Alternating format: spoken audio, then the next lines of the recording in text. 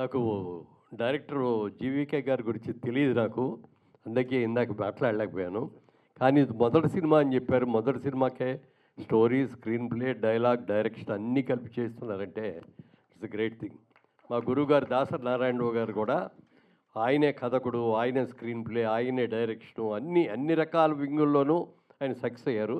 మీరు కూడా మా గురువు గారి లాగానే అన్ని విభాగాల్లో కొన్ని సక్సెస్ అయ్యి రాబోయే రోజుల్లో మంచి సినిమాలు తీయాలి.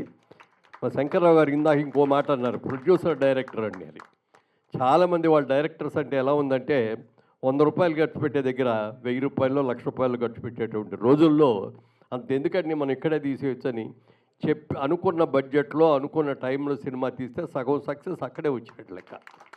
మీరు ఫ్యూచర్లో కూడా ఎంత పెద్ద డైరెక్టర్ అయినా కూడా ప్రొడ్యూసర్ డైరెక్టర్ అనే పేరు మాత్రం గట్టిగా నిలబెట్టుకోండి. Thank you. Good luck. God bless. Thank you sir, thank you so much. ఇప్పుడు సుమతి శతకం ప్రొడ్యూసర్ సాయి సుధాకర్ గారిని మాట్లాడవలసిందిగా రిక్వెస్ట్ చేస్తున్నాం. వారి యొక్క లెజెండ్ మా అందరికి ఒక ఇన్స్పిరేషను. సో మీ బ్లెస్సింగ్స్ మా మీద ఉండాలనేది మా కోరిక సార్. అదేవిధంగా ఇది నా గెస్ట్ స్టేజ్ కాదు, మా ఫ్యామిలీ ఫంక్షన్. మా పెదనాన్న అనొచ్చేమో, అనొచ్చో లేదో అనేంటి sir. So it's like a family function.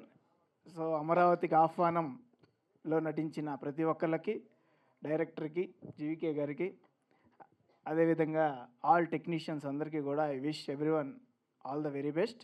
తప్పకుండా ఈ సినిమా మంచి సక్సెస్ అవ్వాలని కోరుకుంటున్నాను. Thank you so much Sai Sudhakar గారు. అలాగే 6న మీ సినిమా రిలీజ్ అవుతుంది. తప్పకుండా ఆ సినిమా కూడా బ్లాక్ బస్టర్ హిట్ అవ్వాలని మనస్ఫూర్తిగా కోరుకుంటున్నాను. లీడ్ తీసేసాను సార్. అలా ఉంటే అందం వస్తుంది. మీ పక్కనుంటే ఇంకా అందంగా ఉంది. ఫ్రేమ్ మంచి కలర్ఫుల్గా, హైట్ మ్యాచ్ అయిపోయింది సార్. యాక్చువల్లీ మేనేజ్ చేసింది. ఓకే.